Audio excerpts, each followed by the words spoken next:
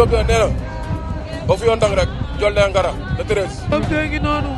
ay waay xoolal Diop de la mu après le 13 bu ci nekk dina xam kan mooy kan. kii.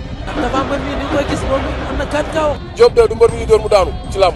li muy wax noonu wax bu yàqu la te tontu bi le 13 la fii. bu le 13 Joli mooy ñëw Diop de ñëwul la Joli mooy ñëw borom soo bi. waaw mi ngi soog a am combat mi ngi doog a bëri Tapha Mbeur. jàpp na sama tànk ma daan jàpp naa tànk daal. la fay xew.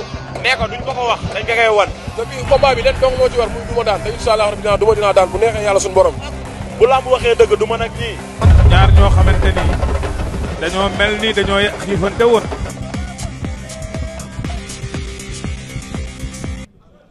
Qu'est-ce qui va se passer? Attention. C'était est-ce que korkat la. mu jéem ko doo xam nga bés boo ci ñëw da nga indi lu leer. surtout loolu. te Balla Gaye de liir na Siteu bu yàgg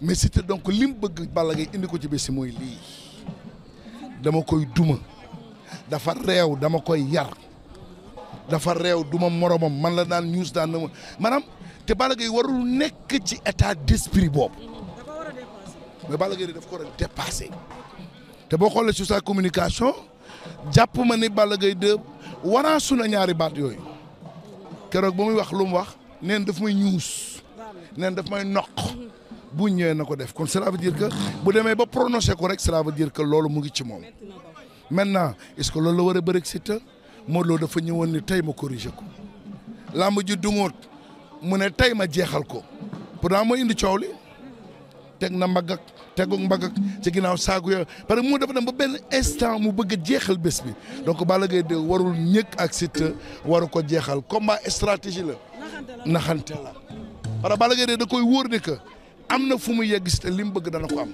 ndax mbër mu rusé la ci bëre mais na def très attention Siteu fi mu toll tey dañoo gis saa bu combat taxawee rek des fois da ngeen ci am yenn jafe-jafe lan moo koy waral bu ñan ñun ci communication yi lay doon wala ci comme roube yi lay doon lan la ñun dañ ñu recruter jël ñu pour vendre un événement lamb bu njëkk nañu ko daan jaayee ak ni ñu koy jaayee du benn da ngay xool lamb bu tagee am na fu may fële wala fa dem fële fa rek lamb ji da nga gis dafay changer couleur tey Sa Thiès Zarko biñ demee ba ci dernier tournoi bi Siteu Balla Gaye de dafa bloqué woon ce combat là donc on avait besoin de communication pour mën a débloquer combat boobu léegi nag ñi ci penc mi lay jaaxal buur ak Fadam moom yooyu safu leen moom bu ñu paree dañuy reer dem ci may gi dem ci dem fooy mais objectif ñun waa maa ngi ñëw waaw sama grand bi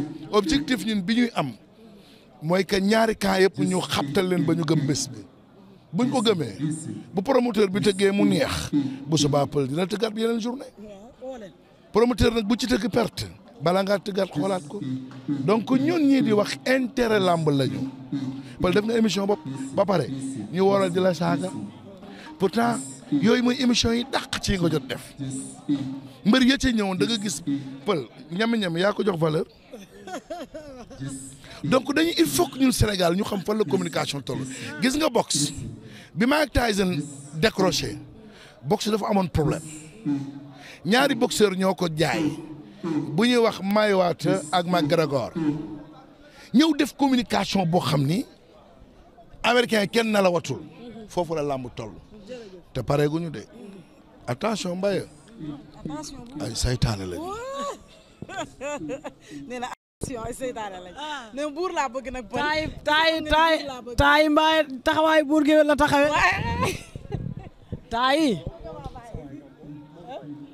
taay seytaane taay mbaay seytaane la Fatou Mbaye yéen ñu koy seetaan taay seytaane bu mag la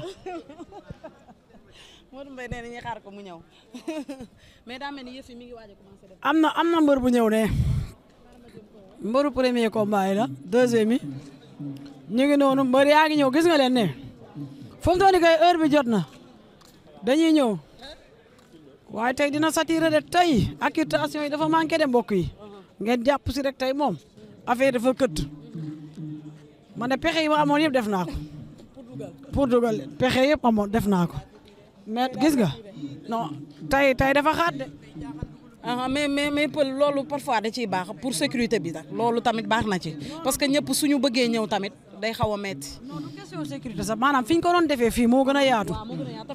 waaw looloo tax te fee dafa xat. xam naa looloo tax ñu yemale li nga xamante ne mooy accréditation. loolu tam da ciy parce que fii dafa xat fii moo gën a yaatu xam naa looloo tax mais ñu pour ñi nga xamante ni dañ daan ñëw fii rek te ñëwuñu pour ñu comprendre ni bu beneen yoon tey mën nañ dugg. ayca am na solo waaw dañuy comprendre sax ndax ñoom chaque fois bu ñëw man ak ñoom ay lonkoo lañ dama leen di dugal tey buñ dugul xam nga nag des fois day am nit ñoo xam ne ñoom tey rek lañ xam mais fa compréhension am man moom su ma sañoon wax dëgg neex yàlla ñëpp ay dugg vraiment mais nag tey affaire yi ñoo kët dégg nga tala nee na nañ toog seen saali seetaan ko. yaakaar naa boo toogee sa télé sax li ngay am fii doo ko am si sa télé waaw boo toogee sa télé lépp ngay am live en direct ndax ñu ngi nii di leen ko jox live en direct waaw mësta am. diggante Pël ak Fatou Mbaye ñu ngi leen koy jox live en direct. live en direct. mais DG waroon naa ko woo mu ñëw fii ñu waxtaan ak moom tuuti weccoog moom ay kàddu suñu DG Abou Ndour suñu DG.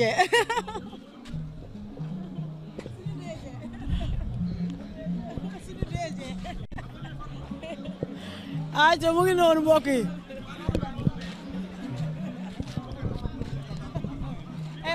dama lay dàq de. woo ko yow dàq la laay def léegi.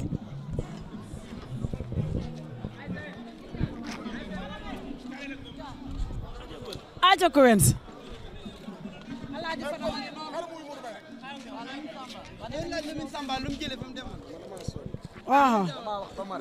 waaw.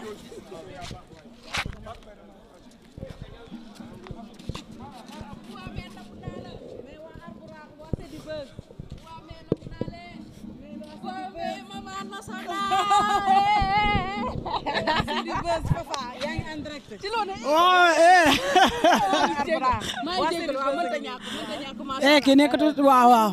mais man dama du maman national maman international la léegi macha allah parce que mooy maman ñëpp maa ngi leen di nuyu di leen ziar di leen remercier bu baax a baax ci liggéey bi rafet na yow nee naa tey macha allah bu ñu amee fit nekk ci li nga xamante ne si moom moo di métier beeg ñoom seen yow def nga ci lu am solo wax dëgg fa neexa ndax danga cee nekk rafetal yaatal defal ñëpp kon tey bu ñu la fekk see Arbouraax sa kër nga dalal ñu wax dëgg yàlla loolu dañ ciy kontaan di la ñaanal yal na la yàlla defal jàmm bàyyi la ak sa borom kër di la souhaiter happy birthday longue vie. yéen da ngeen a baax xool ko tey affaire bandi la indi man daal booy. man daal lii daal. tey playboy la laa.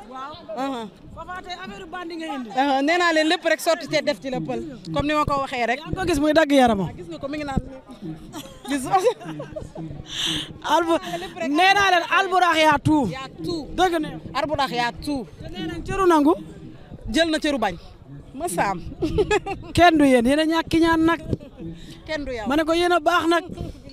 billaay sama xol bi laa seet. billaay kenn du yow pël nee naa la comme ni nga ko waxee rek. ma ne ko kon ni nga ko waxee rek yaatal ak yaatu rek moo am solo te loolu nga wane te loolu nga def ak ñun macha allah di ñaan yàlla rek lafal ñu cat liggéey bi lépp luñ ci bëgg rek yàlla defal ñu ko mu nekk suñu suwee nekk suñu mbébke incha allah alaaji Fadam laay gis noonu bu pël alaaji Fadam laay gis noonu. dañ koy sekk rek daal di pelloog moom.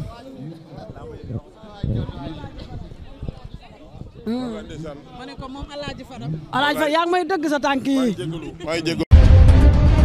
Diop nee na ba fu yoon dang rek jol ne ngara le 13. Diop de ngi noonu. ay waay xoolal Diop de la mu andi. après le 13 bu ci nekk dina xam kan mooy kan kii kii. dafa mbër mi ni koy gis moom am na kan kaw. Diop de du mbër mi ñu door mu daanu ci làmb. li muy wax noonu wax bu yàqu la te tontu bi le 13 la fii. bu le 13 Joli mooy ñëw Diop de ñëwul la Joli mooy ñëw borom soo bi. waaw mi ngi soog am combat mi ngi doog a bëri Tapha Mbeur. jàpp na sama tànk ma daan jàpp naa tànk daal. la fay xew. nee ko duñ ko ko wax dañ ko koy wan. te bii combat bi leen dong moo ci war muy du ma daan te incha allah rabbi dinaa daan bu neexee yàlla suñu borom. bu lamb waxee dëgg du mën ak ñii. ñaar ñoo xamante ni dañoo mel ni dañoo xiifante woon